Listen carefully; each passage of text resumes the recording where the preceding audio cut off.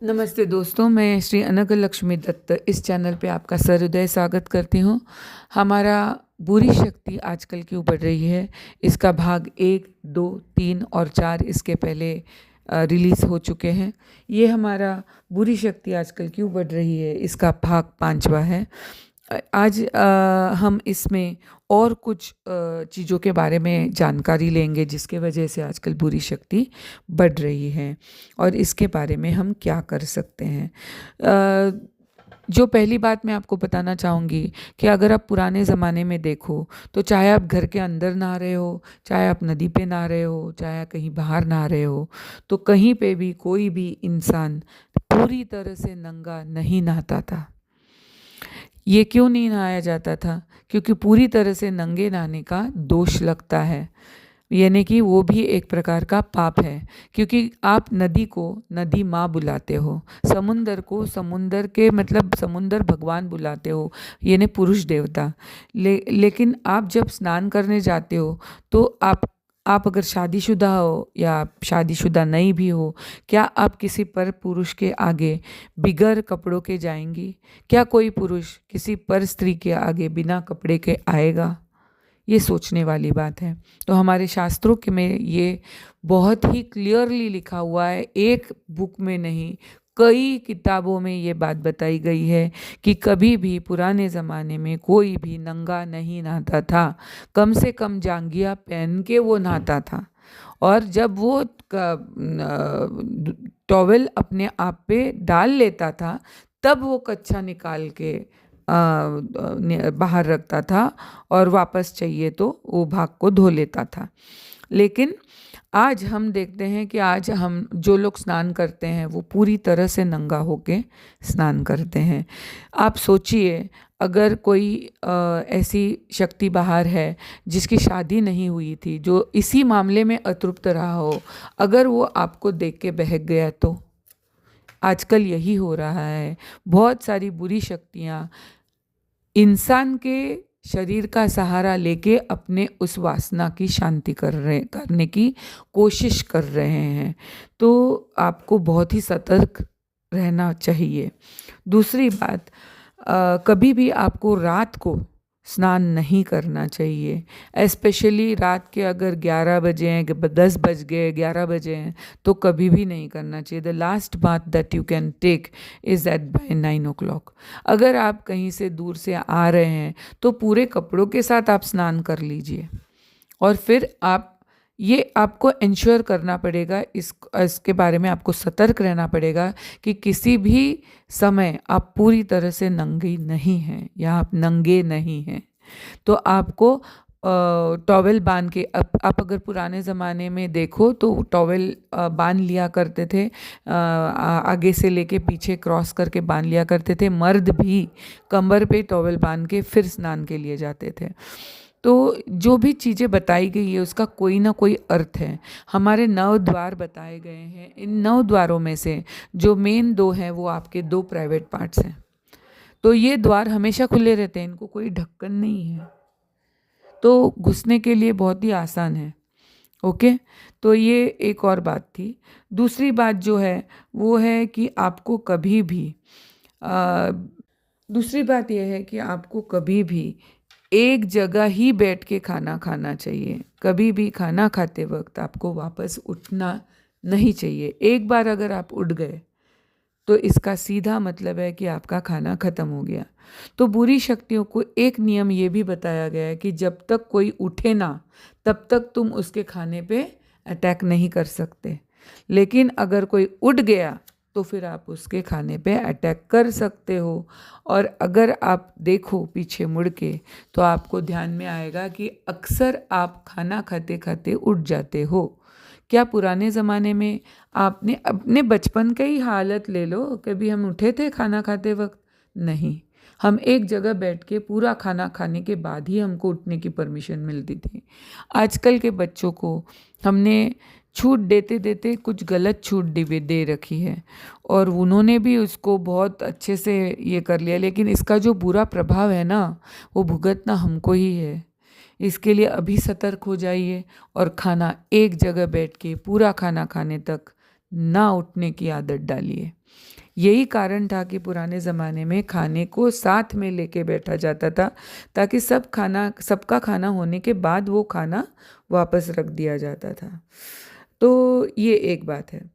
दूसरी बात, जब आप रात को सोने को जाओ तो आपके घर के दरवाजे के बाहर, आपकी जो प्रीमाइसेस है, अगर आपका कोई प्रीमाइसेस है तो उसके बाहर आप एक बाउल में, मिट्टी के बाउल में, या आप ऐसा एक मिट्टी का ये बना सकते हो जिसमें पानी स्टोर करके रखो।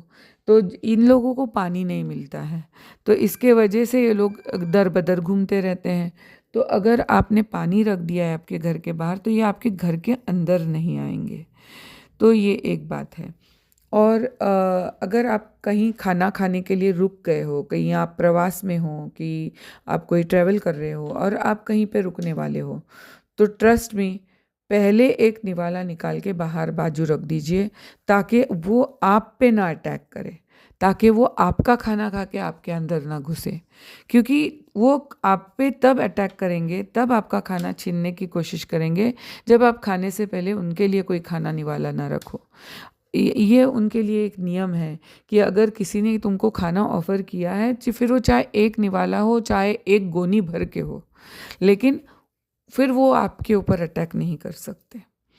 तो ये और एक बात है। दूसरी बात, कोई तो भी आपको कोई कवच बोलना चाहिए, कोई प्रोटेक्शन के लिए आपको कोई स्तोत्र, कोई मंत्रोच्चार, कुछ तो आपको करना चाहिए। आपको घर छोड़ने के पहले हमेशा प्रार्थना करके बाहर निकलना चाहिए। क्या आप ये करते हो? पुराने ज़माने में मुझे याद है, मेरे बचपन में मुझे कभी भी हम लोग घर में प्रार्थना किए बगैर मम्मा हमको घर के बाहर नहीं जाने देती थी। वो आदत हमको आज भी है, लेकिन आज के बच्चों को वो आदत नहीं है, क्योंकि आप प्रोटेक्शन को पूछे बिगर ही आप जा रहे हो।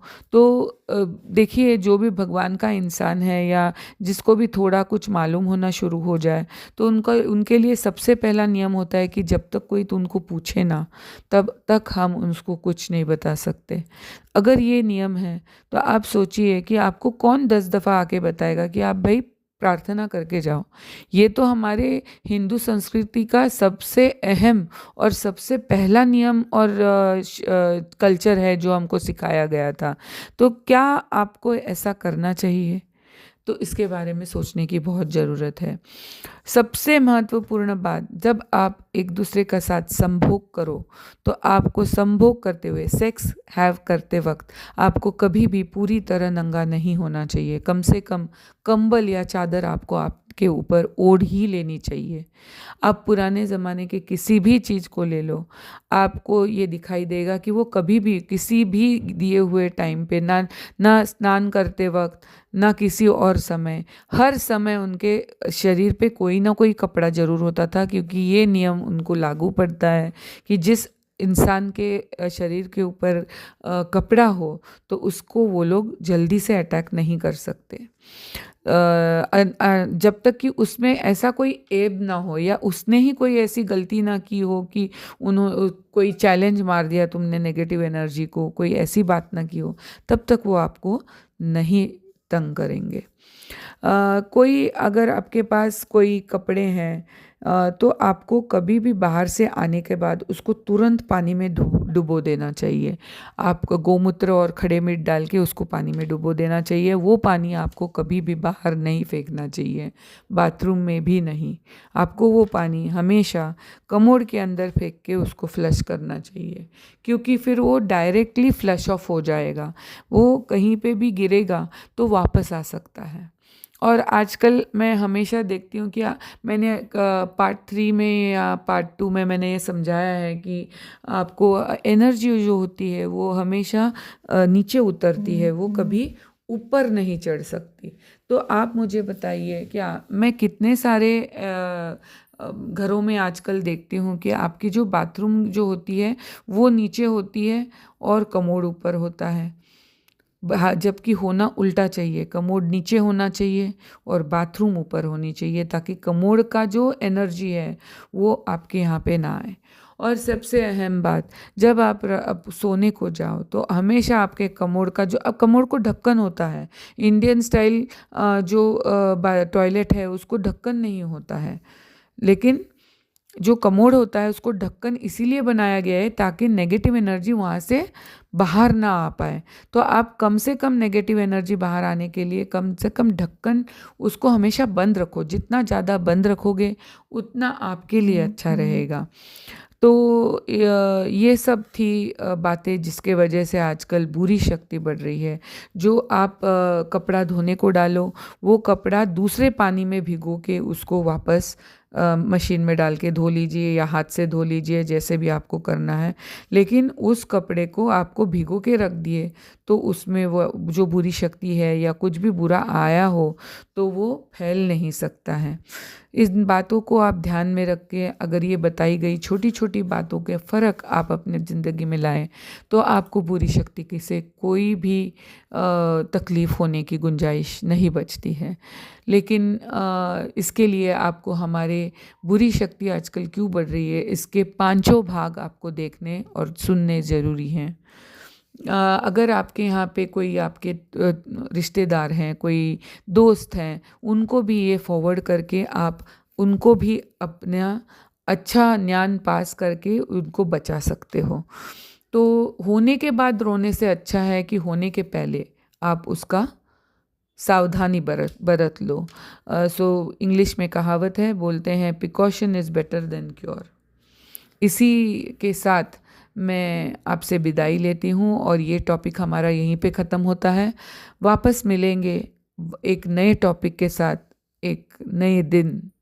अगर आपको किसी विशेष विषय पे मेरी तरफ से कोई इन्फॉर्मेशन चाहिए या शास्त्र के हिसाब से कोई आपको मालूमात चाहिए तो हमें नीचे दिए गए कमेंट बॉक्स में आप वो टॉपिक लिख के भेज सकती हैं या आपका सवाल आप लिख के भेज सकती हैं।